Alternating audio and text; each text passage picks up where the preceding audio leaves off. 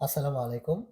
আপনারা যারা আমার সাথে কানেক্টেড আছেন, তারা অলরেডি জানেন যে গার্ডারের মাঝখানে এরকম ডায়াফ্রাম বা ক্রস গার্ডার কেন প্রোভাইড করা হয়?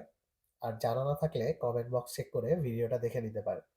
ভিডিওতে দেখতে পারতেছেন আমরা এখানে মিড ক্রস গার্ডার বা ইন্টেরিয়র ডায়াফ্রাম ঢালাই করতেছি ক্রেন লরি ব্যবহার করে। এবং এই ধরনের ক্রেন দিয়ে ঢালাই করার জন্য আমরা যে বাকেটটা ব্যবহার করি, সেই বাকেটের ডাইমেনশন কিন্তু একটা বিশাল বড় ইমপ্যাক্ট ফেলে। যদি বাকেটটা তুলনামূলক ছোট হয়ে যায়, তাহলে কিন্তু ঢালাই করতে অনেক টাইম লাগবে। আবার ক্রেনের ক্যাপাসিটির সাথে রিলেটেড, প্লাস ডাইমেনশনটা ২ টা গার্ডারের মাঝখানে যে গ্যাপ আছে, সেই গ্যাপের সাথেও রিলেটেড। এখানে যেহেতু আমরা ক্রেন লরি দিয়ে ঢালাই করতেছি, এই ৯ টা ইন্টেরিয়র ডায়াফ্রাম কাস্টিং করতে নিয়ার অ্যাবাউট ২ থেকে ২.৫ ঘন্টা টাইম লাগে।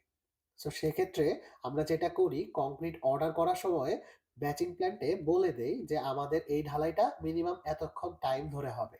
সেক্ষেত্রে তারা অ্যাডমিক্সারের ডোজটা এমনভাবে দেয় যেন রিটেনশন টাইমটা মিনিমাম ৩ ঘন্টা থেকে যায়।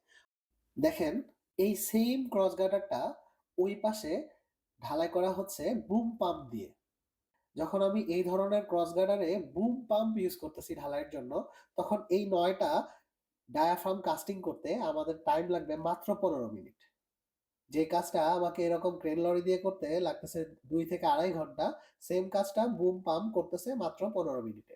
এই যে টেকনোলজির যে ব্যাপারগুলা, অ্যাডভান্স টেকনোলজির ব্যবহারের ফলে আমাদের কনস্ট্রাকশন এর যে সুবিধাগুলা, time plus each and everything, এখন কিন্তু আমাকে এই কংক্রিটটা এরকম রিটেনশন টাইম বাড়াইতে হচ্ছে না। বিকজ কংক্রিটিং করার জন্য যে টাইমটা, সেটা খুবই অল্প সময়ের মধ্যে আমি করে ফেলতে পারতেছি।